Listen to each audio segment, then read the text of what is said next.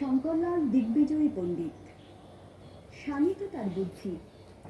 সেন পাখির চঞ্চুর মতো বিপক্ষের যুক্তির উপর পড়ে বিদ্যুৎ বেগে, তার পক্ষদায় ছিন্ন করে ফেলে তাকে ধুলায়। রাজবাড়িতে নৈয়ায়িক এসেছে দ্রাবিড় থেকে। বিচারে যার জয় হবে সে পাবে রাজার জয়পত্রী। আহ্বান স্বীকার করেছেন শঙ্কর।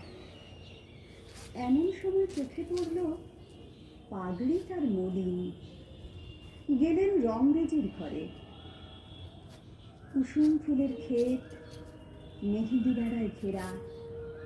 প্রান্তে থাকে জসিম রংরেজি। মেয়ে তার আমিনা, বয়স তার 17। সে গান গায় আর রং বাটে, রঙের সঙ্গে রং মেলায়। বেনিতে তার লাল সুতোর ঝালর, চলি তার বাদামি রঙের, শাড়ি তার আসমানি। বাপ কাপড় রাঙায়, রঙের বাটি জুগিয়ে দেয় আমিনা। শঙ্কর বললেন, জসিম, পাগড়ি রাঙিয়ে দাও জাফরানি রঙে, রাজসভায় ডাক পড়েছে।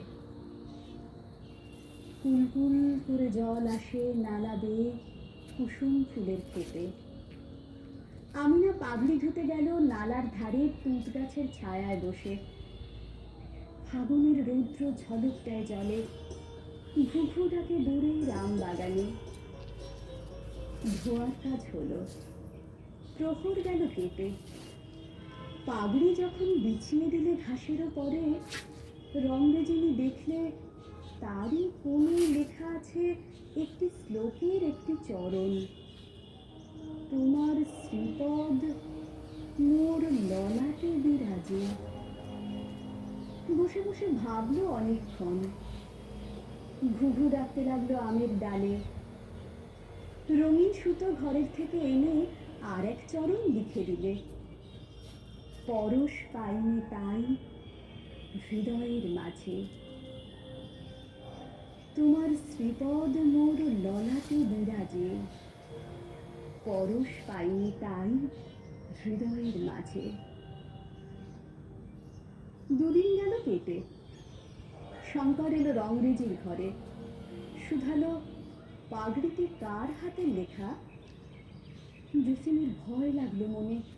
সেলাম করে বললে, পণ্ডিতজি, অবুঝ আমার মেয়ে, মাফ করো তার ছেলে মানুষই।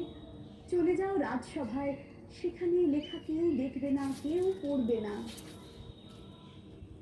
শঙ্কর আমিনার দিকে চেয়ে বললে, অহংকারের পাকে ঘেরা ললাট থেকে নামিয়ে এনেছ শ্রীচরণের স্পর্শখানি হৃদয় তলে, তোমার হাতের রাঙা রেখার পথে।